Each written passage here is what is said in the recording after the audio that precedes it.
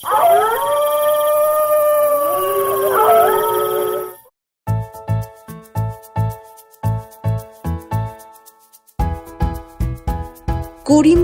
গরিব চাষি ভুবনের একটা পোষা মুরগি ছিল।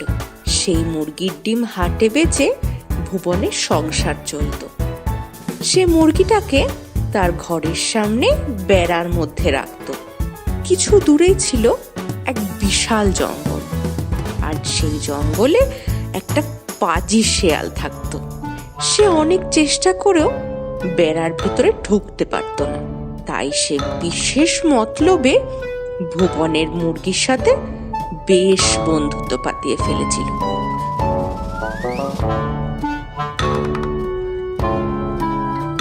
একদিন সন্ধ্যার দিকে মুরগিটা উঠোনে হেঁটে বেড়াচ্ছে। এমন সময় শেয়াল এসে বলল, কি হ্যাঁ মুরগি বন্ধু, কি করছো? খাওয়া দাওয়া হলো? আরে শেয়াল ভাই যে, এই সন্ধ্যের দিকে একটু হাঁটাহাঁটি করছি আর কি। তুমি এদিকে কি করতে? আর সত্যি কথা কি বলবো তোমায়, এই যে বড় জঙ্গলে আমি থাকি, একটা মনের মতো বন্ধু নেই আমার, জানো। তাই তো তোমার সাথে একটু গল্প করব বলে চলে আসি। আর আর এই যে তোমার মধুর গলার স্বর, আমি তো সকাল সকাল তোমার ডাকে ঘুম থেকে উঠি। তুমি একটু বেশি প্রশংসা করো শেয়াল ভাই।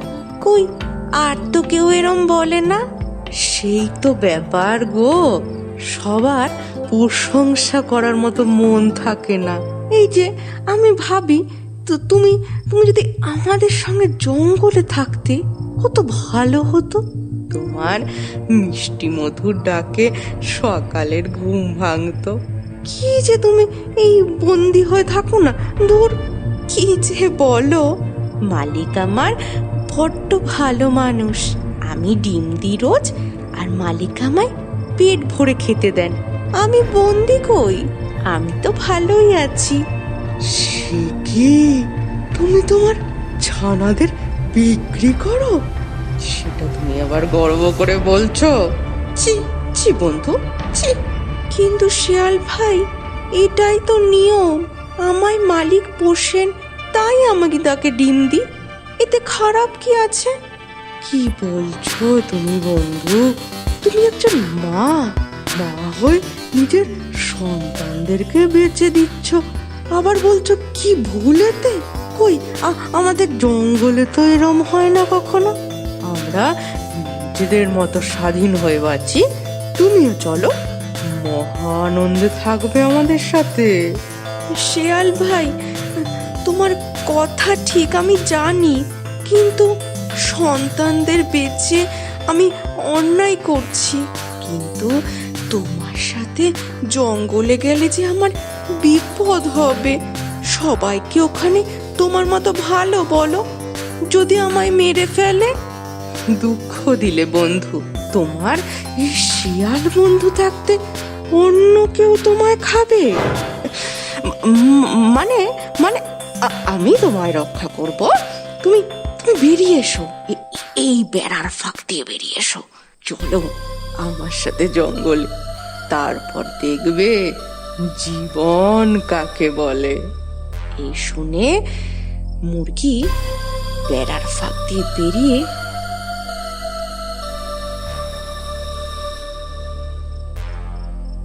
শেয়ালের সঙ্গে জঙ্গলের দিকে যেতে শুরু করলো। কিছু দূর যেতেই ঘাড় মুটকে ধরলো মুরগি।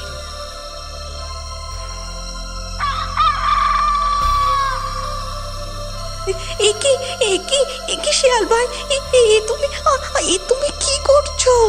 অনেক বোকা দেখেছি, তোমার মতো বোকা দেখিনি এর পরের জন্মে। কারণ মিষ্টি কথাতে বিশ্বাস করো না। বলে শিয়াল মুরগিটাকে সাবার করে ফেললো, আর মুরগিও নিজের বোকামির শাস্তি পেল। গল্পটা ভালো লাগলে লাইক করুন, কমেন্ট করে জানান কেমন লাগলো, শেয়ার করুন নিজেদের বন্ধু বান্ধব আর রিলেটিভদের সঙ্গে, আর অবশ্যই আমাদের চ্যানেলকে সাবস্ক্রাইব করে দিন। আর আমাদের নতুন নতুন গল্পের নোটিফিকেশন পেতে সাবস্ক্রাইব বাটনের পাশে বেল আইকনটা এক্ষুনি প্রেস করে দিন।